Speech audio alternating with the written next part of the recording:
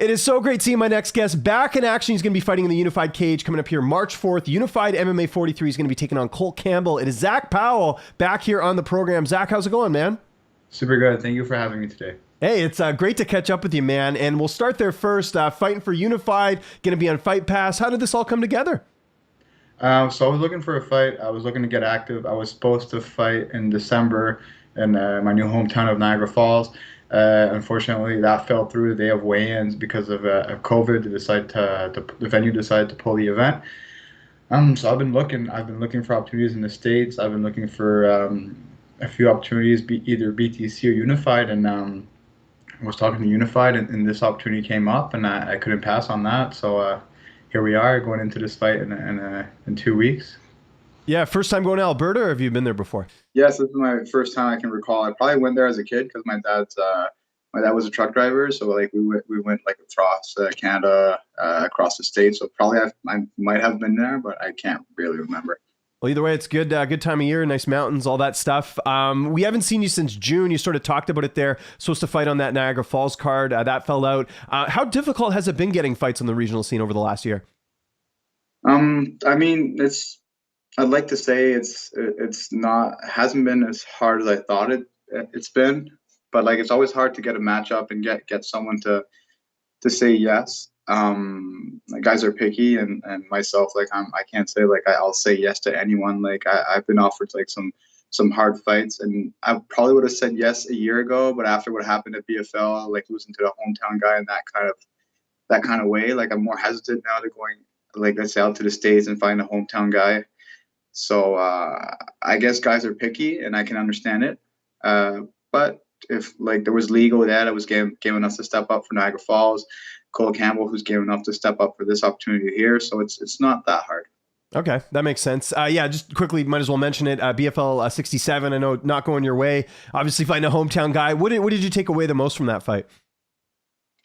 Probably like. Well, number one is be careful who I'm going out to fight now. Like the hometown guy are going to be tough matchups judging wise in certain jurisdictions, I guess.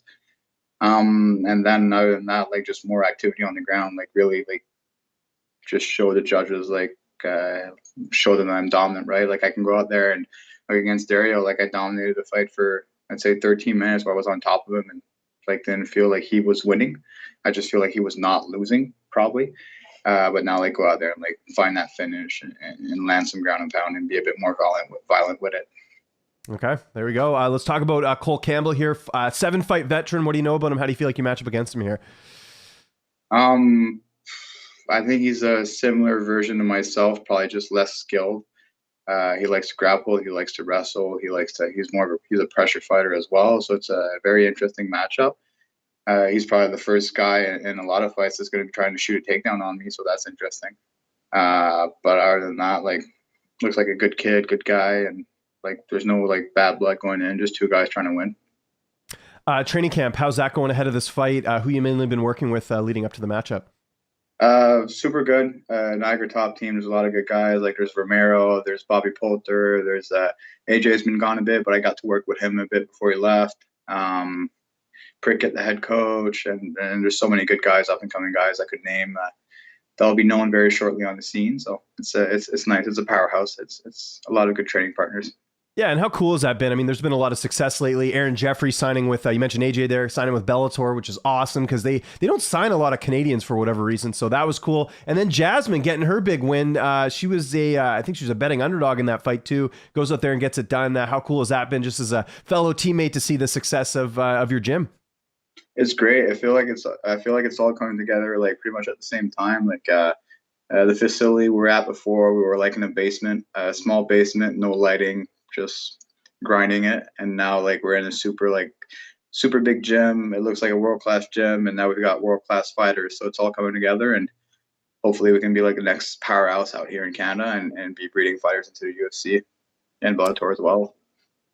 So I mentioned off the top there, this fight's at super welterweight. So what exact pounds is this fight going to be contested at, for those who might not know?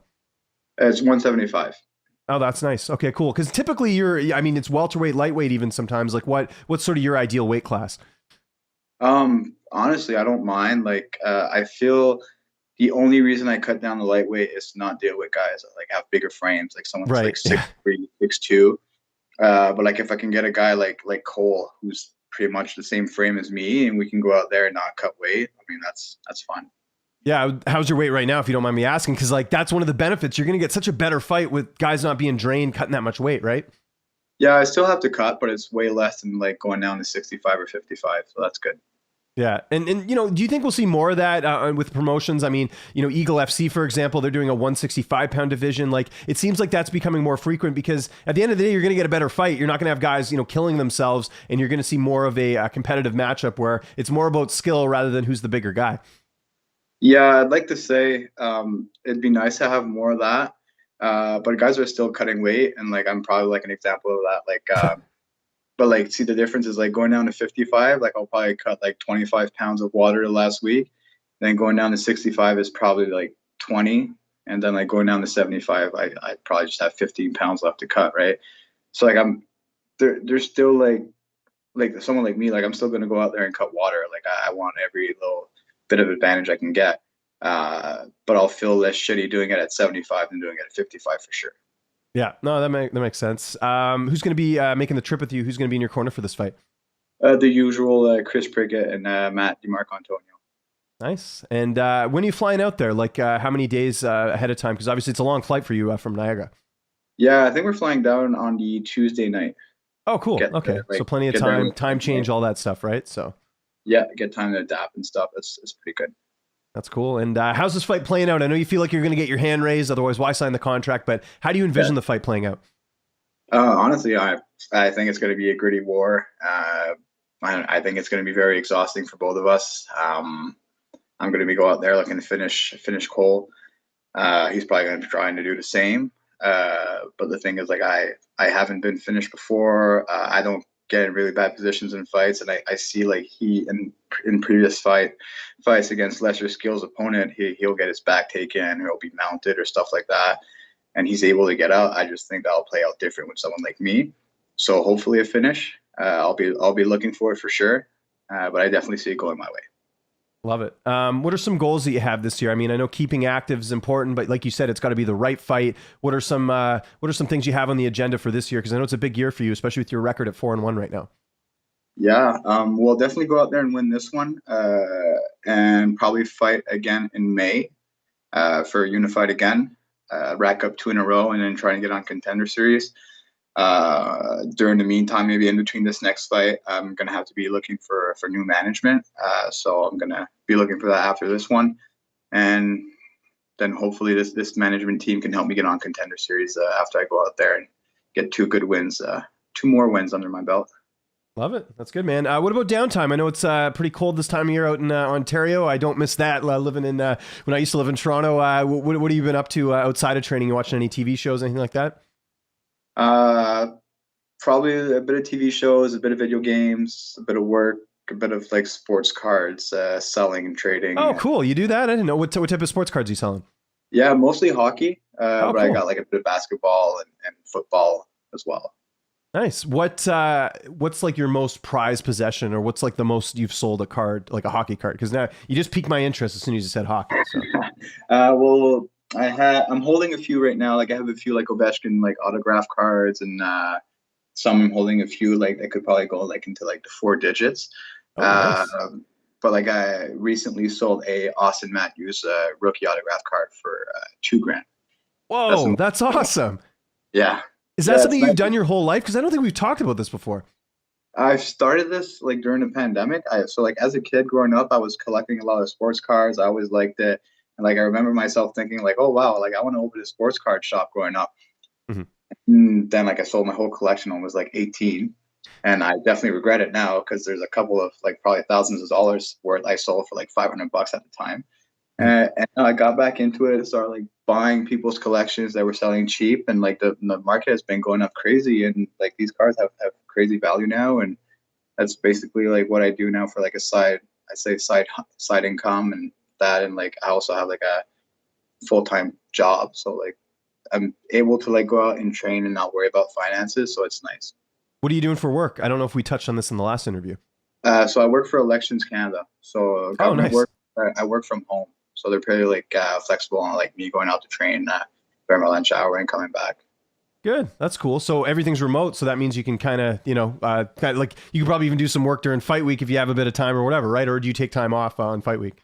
Yeah, I try to take time off as much as I can. I have like paid holidays and stuff, so that's nice. So definitely take it when I can. How do they feel about you fighting? I'd imagine like a government job would probably have no clue or have any sort of understanding of what it's like to fight for a living. They probably sort of, stick up their brow a little bit. I mean, they like it. They're supportive of it. That was like the biggest thing. Like when I got interviewed to take this job a year ago, it was like, well, I'm a professional athlete. Like I might need like an extended lunch break and days off to go compete, and they were super into it, and they support it. So that's nice. It's always fun to have a work environment that understands what you do. I remember like past employers, like they weren't as understanding as the job I have now. So that's great. Awesome. And always a good interview, Zack. Thank you so much for the time. We're looking forward to it. Unified MMA 43, March 4th, live on UFC Fight Pass. That's the key thing here. Everyone can watch it if you got the Fight Pass subscription. If there's anyone you want to thank, any sponsors, any social media you want to plug, I'll give you the last word. Very well. Thank you for having me. If you want to follow me on social media, guys, it's at Powell MMA. And yeah, that's it. Thank you so much.